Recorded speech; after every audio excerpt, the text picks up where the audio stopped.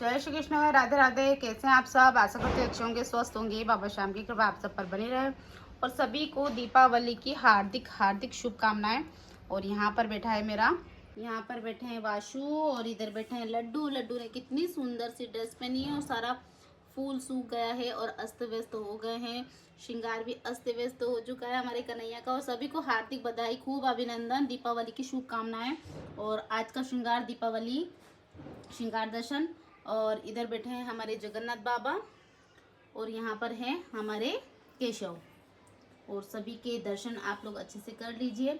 और आज का रूटीन हमारा बहुत व्यस्त रहने वाला है क्योंकि आज है दीपावली। तो दीपावली के दिन हम बहुत ज़्यादा व्यस्त हैं और इतना श्रृंगार होने के बाद मैं आप लोगों को दिखा पा रही हूँ।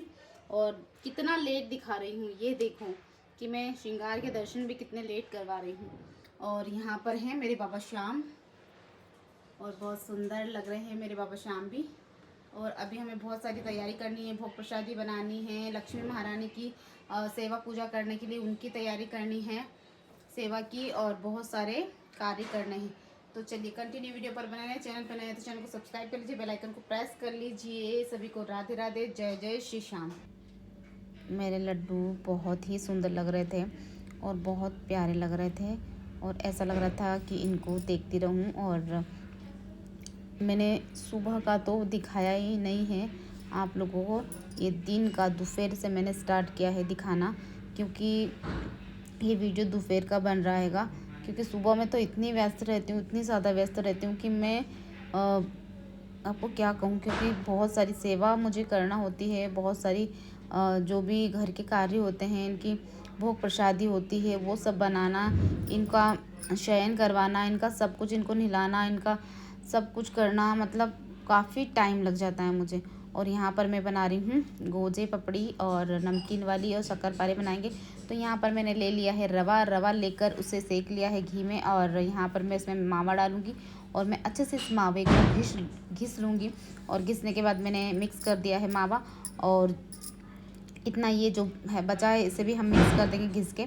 और आप लोगों को फटाके की आवाज़ तो आ ही रही होगी क्योंकि भाई दिवाली है तो इसीलिए आ रही है। और यहाँ से हमने घिस के मिला लिया है और यहाँ पर हमने नमकीन आटा गूंद लिया है, हल्का सा नमक डाल के हम यहाँ से गुजिया बनाएंगे। और यहाँ पर हम बना रहे हैं शक्करपारे, और शक्करपारे बनाने के बाद हमने बनाए गुजिया नहीं गोजा क्योंकि मैं इतने बड़े बड़े बनाती हूँ क्योंकि बस स्वाद आना चाहिए, बड़े होते हैं तो कोई दिक्कत नहीं, पर बाकी मुझे छोटे छोटे अच्छे नहीं लगते क्योंकि उनको छोटे छोटे को कब तक बनाती रहूँगी और उसमें बार बार बनाना पड़ता है।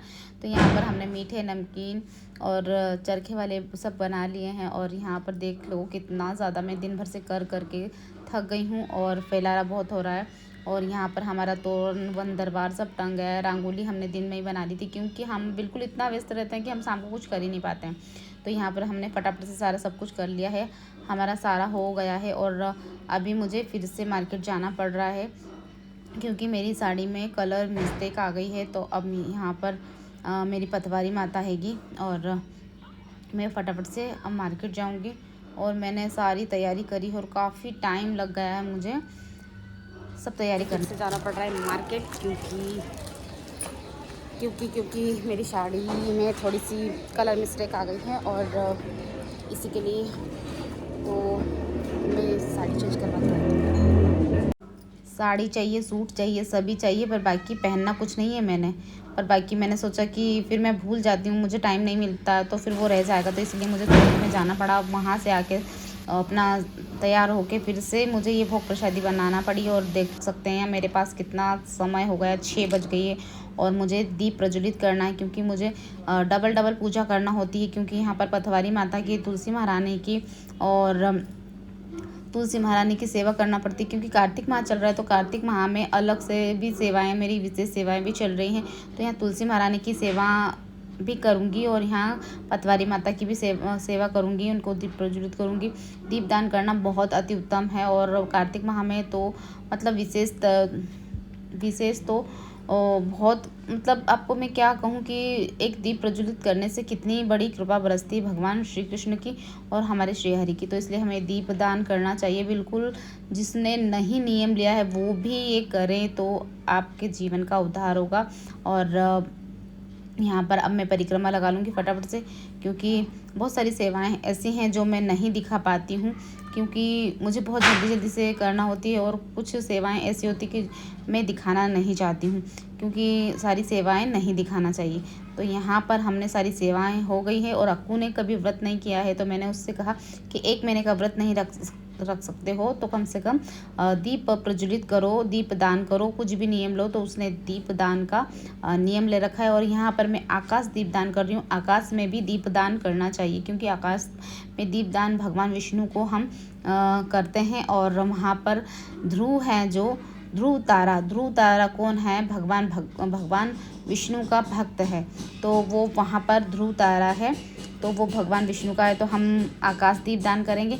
और आकाश दीप दान करने के बाद हम फिर से पहुँच गए हैं अपने पीपल देवता के पास, और वहाँ पर है आंवले का वृक्ष, तो हम उन्हीं की सेवा भी करेंगे। यहाँ पर भी दीप जलाएंगे और दीपदान करेंगे। और दीपदान का बहुत महत्व है।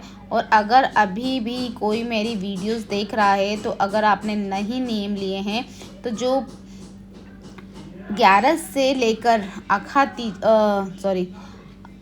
पूर्णिमा तक के नियम आप ले सकते हैं।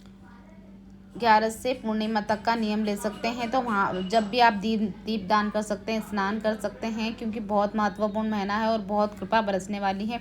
और यहाँ पर इतनी ज़्यादा मुझे जल्दी है कि मैं क्या ही बताऊँ, मैं क्या क्या करूँ।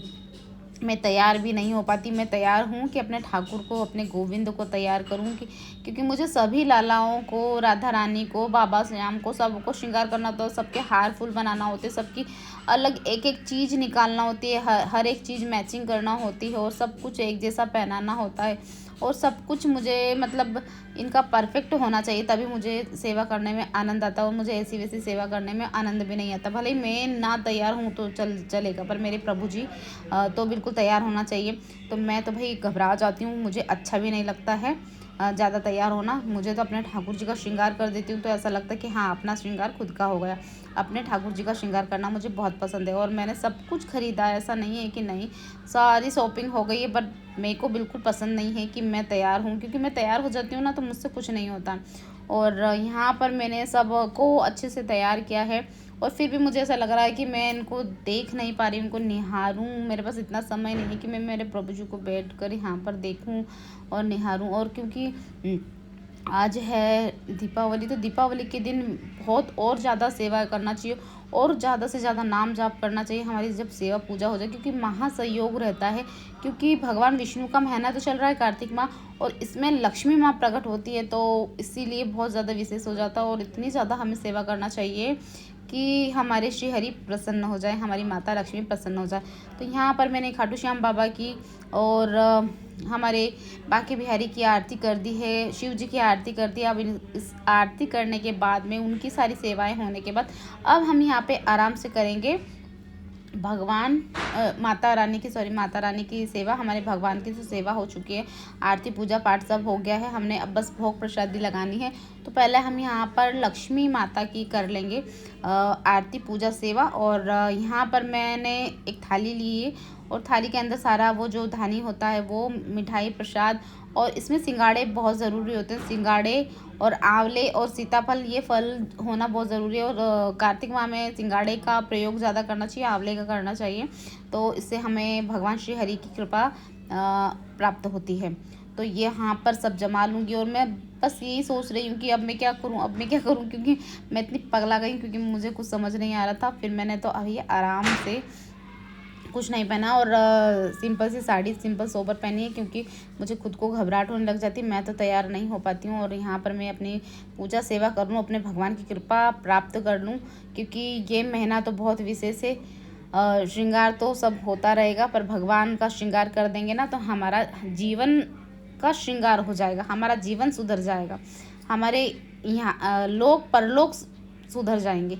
तो इसलिए हमें ना सब कुछ अपने प्रभु पर छोड़कर तन की सुंदरता को छोड़ना चाहिए। और यहाँ पे दीप प्रज्वलित हो चुके हैं, महालक्ष्मी जी की आरती हो चुकी है और यहाँ पूजा पाठ हो गई और सारे दीप सब अपनी अपनी जगहों पे व्यवस्थित हमने दीप दान कर दी हैं, प्रज्वलित कर दी हैं। और अब ये जितने बचे हुए हैं तो ये भी सब हम जाकर अपनी छत पर अपने जहाँ जहाँ पर लगा रहे हैं वहाँ पर सब दूर लगाएंगे और भगवान श्री हरि की कृपा पाएंगे, क्योंकि भगवान श्री हरि की खूब पूजा पाठ सेवा करना चाहिए। तो हमने भोग प्रसादी भी लगा दी है और यहाँ पर हमने सारी पूजा सेवा हो गई और अब हम पटाखे फोड़ेंगे भाई।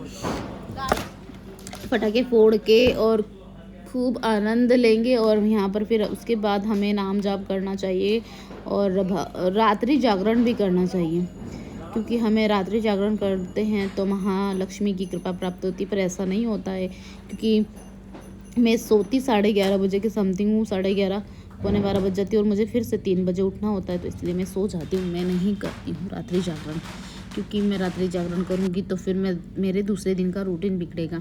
पर वैसे जो लोग सोते हैं और सुबह स्नान वगैरह नहीं करते, नहीं उठते हैं, लेट उठते हैं, तो उन्हें तो रात्रि जागरण करना चाहिए दीपावली के दिन, क्योंकि महा संयोग होता है तो माता लक्ष्मी की भरपूर कृपा प्राप्त होती है और उनकी खूब अच्छे से नाम जप करें, खूब सेवा करें तो उनकी कृपा प्राप्त होगी। और बहुत सारी चीज़ें ऐसी है जो मैं नहीं दिखा पाई, मैंने मिस कर दी।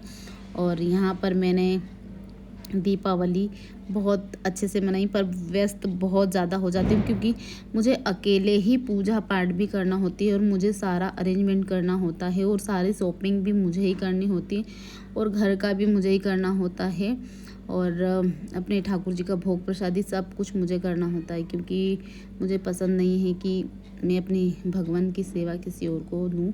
तो मिलते हैं नेक्स्ट वीडियो के साथ। सभी को राधे राधे, जय